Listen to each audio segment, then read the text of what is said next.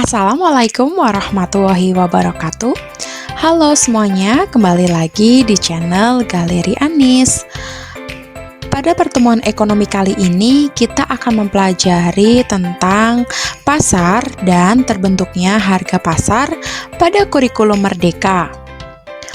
Untuk materi yang akan kita bahas yaitu tentang permintaan dan penawaran di part 1. Kemudian di part 2-nya insya Allah Bu Anis akan membahas materi tentang harga dan terbentuknya harga pasar. Ini adalah sumber referensi kurikulum Merdeka yang Bu Anis gunakan pada video kali ini. Jadi yang pertama Bu Anis menggunakan buku IPS Ekonomi untuk SMA atau MA kelas 10 yang disusun oleh Alam S tahun 2021, penerbitnya Erlangga. Kemudian Bu Anis menggunakan buku pendamping pembelajaran IPS Ekonomi SMA atau MA kelas 10 Kurikulum Merdeka yang disusun oleh Mariani tahun 2021, penerbitnya CV Putra Nugraha. Nah, maka dari itu simak video ini dengan baik ya untuk memperluas ilmu pengetahuan khususnya pada mata pelajaran ekonomi. Nah, untuk tujuan pembelajarannya yang pertama, peserta didik diharapkan mampu menjelaskan permintaan dan berbagai macam faktor yang mempengaruhi permintaan.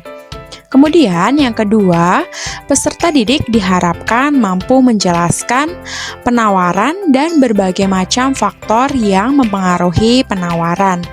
Kemudian tujuan pembelajaran yang ketiga, peserta didik diharapkan mampu menjelaskan konsep harga. Nanti akan insya Allah Ibu Anis bahas di video di part 2-nya. Yang pertama, kita akan membahas tentang pengertian pasar, di mana kita semua tahu pasar itu adalah tempat bertemunya penjual dan pembeli untuk melakukan transaksi jual beli produk berupa barang atau jasa.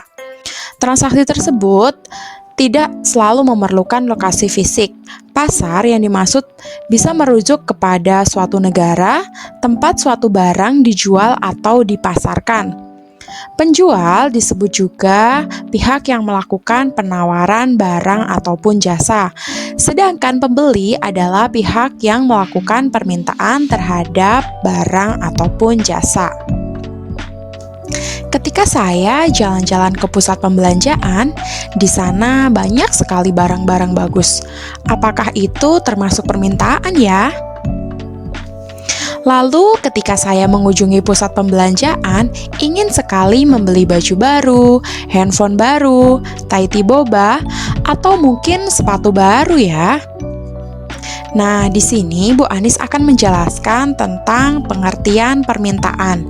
Jadi, permintaan adalah keinginan yang disertai oleh kemampuan untuk membeli barang atau jasa pada tingkat harga dan waktu tertentu. Permintaan akan tercipta apabila seseorang memiliki keinginan untuk membeli barang atau jasa yang disertai kemampuan untuk membayarnya. Nah, selanjutnya adalah faktor-faktor yang mempengaruhi permintaan. Yang pertama ada harga barang substitusi dan barang komplementer, atau harga dan ketersediaan barang yang berkaitan. Nah, di sini contohnya, ketika harga jeruk naik, konsumen mungkin akan mengurangi atau bahkan menghentikan pembelian jeruk dan beralih ke apel. Oleh karena itu, kuantitas permintaan apel meningkat tajam, meskipun harga apel tidak berubah. Kurva permintaan apel akan bergeser ke kanan, jadi barang substitusi, peningkatan harga suatu barang akan mengakibatkan peningkatan barang lain yang menjadi substitusinya. Nah, faktor berikutnya yaitu jumlah pendapatan atau income. Jadi, ketika pendapatan meningkat, konsumen cenderung meningkatkan konsumsi mereka terhadap berbagai barang ataupun jasa, sehingga menggeser kurva permintaan ke arah kanan. Begitu pula sebaliknya, ketika pendapatan menurun, konsumen cenderung menurunkan pembelanjaannya terhadap berbagai barang ataupun jasa, sehingga menggeser kurva permintaan menuju ke arah kiri. Nah, faktor berikutnya yaitu ada jumlah dan karakteristik penduduk. Jadi, jumlah konsumen akan mempengaruhi kuantitas total barang dan jasa yang akan dikonsumsi. Oleh karena itu, semakin besar jumlah penduduk, maka semakin besar pula permintaan terhadap barang ataupun jasa. Nah, faktor yang mempengaruhi permintaan selanjutnya yaitu ada perubahan tradisi, mode, dan selera masyarakat. Jadi, selera yang berubah akan mengakibatkan perubahan permintaan. Nah, seperti contohnya, sebelum adanya atap genteng yang populer di masyarakat, masih banyak sekali masyarakat yang menggunakan atap seng. Namun, pada saat ini masyarakat semakin menyenangi atap genteng. Nah, akibatnya permintaan genteng naik.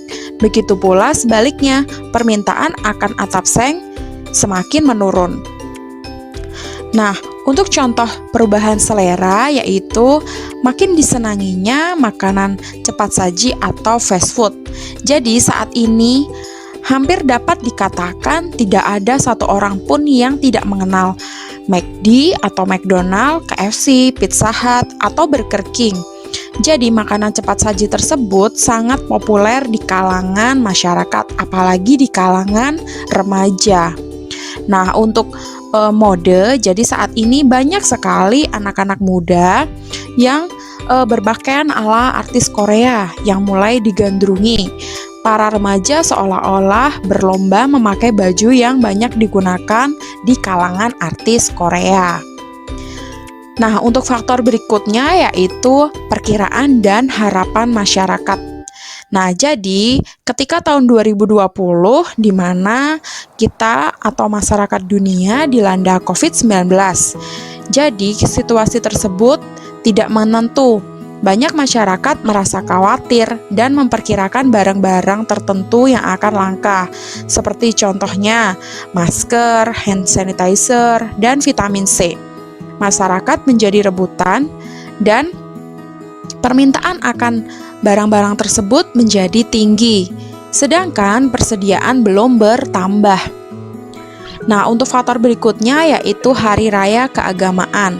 Nah, seperti contoh, baru-baru ini di tahun 2022 ada perayaan Natal. Jadi, permintaan terhadap pohon Natal, kue-kue Natal, atau berbagai macam souvenir akan meningkat tajam. Begitu pula pada saat hari raya Lebaran, permintaan akan ketupat, daging sapi, kue-kue, mukena, ataupun sajadah juga ikut meningkat. Nah, untuk faktor berikutnya yaitu kondisi sosial dan ekonomi. Jadi, banyak sekali saat ini penduduk yang tinggal di perumahan elit akan menyewa jasa keamanan untuk menjaga rumah serta kekayaan mereka. Sementara itu, sebagian besar orang cenderung mengurungkan niat untuk beraktivitas di luar rumah.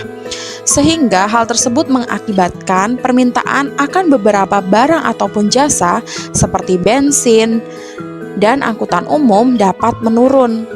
Nah, contoh lain ketika terjadi pandemi, masyarakat mengurangi kegiatan di luar rumah termasuk belanja atau makan di luar rumah, seperti mal-mal atau pusat pembelanjaan. Pusat pembelanjaan dan tempat makan lainnya akan menjadi sepi pengunjung akibat adanya musibah pandemi COVID-19 yang beberapa waktu lalu kita lalui. Nah, selanjutnya kita masuk ke hukum permintaan. Jadi, hukum permintaan merupakan rumusan yang menjelaskan hubungan antara suatu barang dan jumlah barang yang diminta pada berbagai tingkat selama jangka waktu tertentu. Jadi, harga barang merupakan variabel yang berpengaruh, sedangkan jumlah barang yang diminta merupakan variabel yang dipengaruhinya. Nah, jadi hukum permintaan itu berbunyi, jika harga suatu barang dan jasa meningkat, maka kuantitas yang diminta akan menurun. Demikian pula sebaliknya, apabila harga suatu barang dan jasa menurun, maka kuantitas yang diminta akan meningkat atau ceteris paribus. Jadi, di dalam hukum permintaan tersebut berlaku apabila keadaan yang lain ceteris paribus atau tetap. Di antaranya yaitu penghasilan yang tetap dan sistem yang tetap. Nah, maka kesimpulannya adalah semakin rendah harga atau P suatu barang, semakin banyak permintaan atau KID terhadap barang tersebut. Nah, begitu pula sebaliknya, semakin tinggi harga atau P dari suatu barang, maka semakin sedikit pula permintaan atau KID terhadap suatu barang. Nah, dari kurva tersebut terbentuk konsep pada saat P atau harga naik, maka permintaannya akan menurun. Begitu pula sebaliknya, saat P atau harga menurun, maka permintaan akan naik. Nah, kurva permintaan digambarkan dari kiri atas menuju ke kanan bawah. Kurva permintaan berbentuk slope negatif.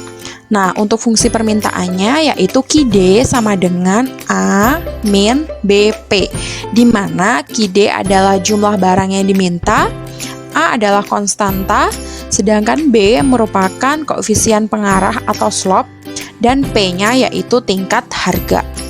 Nah, untuk selanjutnya Bu Anis akan membahas materi tentang macam-macam permintaan. Yang pertama ada permintaan absolut, di mana permintaan yang tidak didukung oleh daya beli atau hanya merupakan angan-angan. Nah, seperti contohnya, jadi setiap orang dipastikan memiliki permintaan absolut.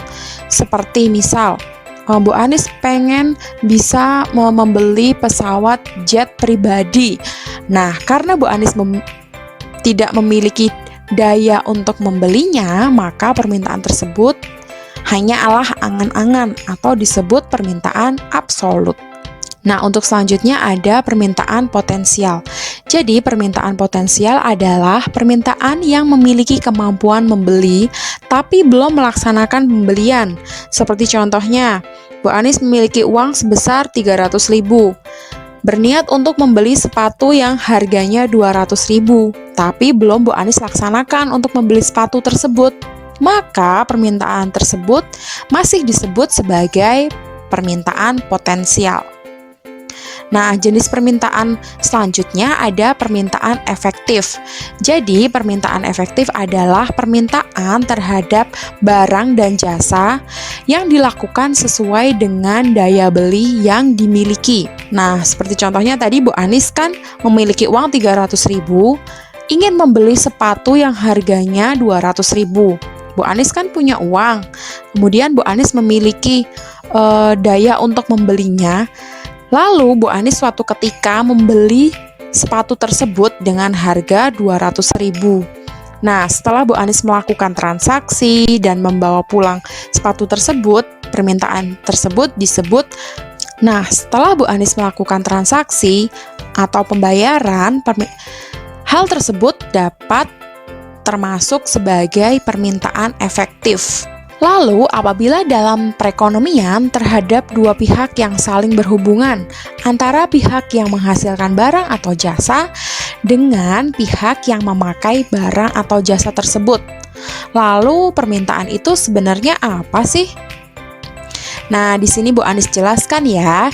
Jadi, permintaan itu adalah ketersediaan penjual untuk menjual atau menyerahkan berbagai jumlah barang pada tingkat harga dalam waktu tertentu dan dalam keadaan tertentu. Jadi, kuantitas barang atau jasa yang tersedia dapat ditawarkan oleh produsen kepada konsumen pada setiap tingkat harga selama periode waktu tertentu. Nah, di sini ada faktor-faktor yang mempengaruhi penawaran. Yang pertama, ada kemajuan teknologi. Jadi, kemajuan teknologi dapat mengubah kombinasi input serta jenis input yang diperlukan dalam proses produksi. Peningkatan teknologi selalu mengandung arti bahwa jumlah input yang dibutuhkan lebih sedikit atau biaya input yang dibutuhkan berkurang. Jadi, jika biaya produksi lebih rendah, produsen pun lebih terdorong untuk meningkatkan output. Nah, oleh karena itu, kemajuan teknologi produksi akan mendorong kurva penawaran menuju ke arah kanan. Nah, kemudian faktor yang berikutnya ada biaya produksi. Jadi, naik turunnya biaya produksi juga memainkan peran penting dalam mempengaruhi penawaran barang dan jasa dari produsen. Nah, contohnya, kenaikan upah pekerja menyebabkan biaya produksi meningkat. Nah, jika peningkatan biaya sangat tinggi, produsen cenderung mengurangi produksi sehingga menurunkan penawaran. Nah, untuk selanjutnya ada ekspektasi atau harapan konsumen. Seperti halnya konsumen, produsen pun memiliki harapan atau ekspektasi terhadap situasi di masa depan. Jika produsen memperkirakan bahwa situasi perekonomian pada suatu tahun yang akan datang akan lebih baik, maka pada saat ini mereka akan memproduksi lebih banyak barang atau jasa yang dijual. Nah, begitu pula sebaliknya, jika mereka memperkirakan bahwa situasi perekonomian akan memburuk di masa datang, mereka cenderung akan mengurangi jumlah produksinya. Nah, yang selanjutnya ada jumlah perusahaan dalam industri. Jadi, jika penjualan suatu produk mendatangkan keuntungan, hal ini akan mendorong pemodal-pemodal baru untuk usaha tersebut. Nah, contohnya, jika pertanian jeruk dianggap menguntungkan, maka banyak pihak yang beralih profesi menjadi petani jeruk. Dengan bertambahnya produsen baru ini, maka penawaran jeruk akan bertambah, sehingga kurva penawaran pun juga akan bergeser ke kanan. Nah, selanjutnya ada peristiwa alam. Jadi, peristiwa alam itu tidak selalu memberikan keuntungan, akan tetapi juga bisa mendatangkan kerugian. Nah, jika terjadi bencana alam seperti banjir atau musim kemarau yang berkepanjangan, maka hasil panen padi akan berkurang drastis. Kejadian-kejadian ini akan mengurangi dari penawaran barang. Nah, selanjutnya Bu Anis akan membahas tentang hukum penawaran. Jadi, hukum penawaran merupakan rumusan yang menjelaskan hubungan antara harga suatu barang dan jumlah barang yang ditawarkan perusahaan pada berbagai tingkat selama jangka waktu tertentu. Harga barang merupakan variabel yang berpengaruh, sedangkan jumlah barang yang ditawarkan merupakan variabel yang dipengaruhinya. Nah, di sini ada hukum penawaran. Nah, jika harga suatu barang atau jasa meningkat, kuantitas yang ditawarkan akan meningkat juga. Demikian pula sebaliknya, apabila harga suatu barang dan jasa menurun, maka kuantitas yang ditawarkan akan menurun juga atau ceteris paribus. Jadi, hukum penawaran tersebut berlaku apabila keadaan yang lain atau ceteris paribus itu tetap, diantaranya biaya produksi, harga barang lain, dan tingkat teknologi. Dari kurva penawaran dapat digambarkan dari kiri bawah mendaki ke kanan atas. Kurva penawaran berbentuk slope positif. Nah, untuk pertemuan ekonomi kali ini cukup sampai di sini dulu ya. Jangan lupa untuk subscribe, like, dan komen. Dan jangan lupa juga untuk follow Instagram Anis_Motret. Pantau terus YouTube dari Galeri Anis dengan mengaktifkan lonceng untuk mengetahui video ekonomi selanjutnya. Sampai jumpa pada pertemuan ekonomi selanjutnya. Thanks for watching. Wassalamualaikum warahmatullahi wabarakatuh.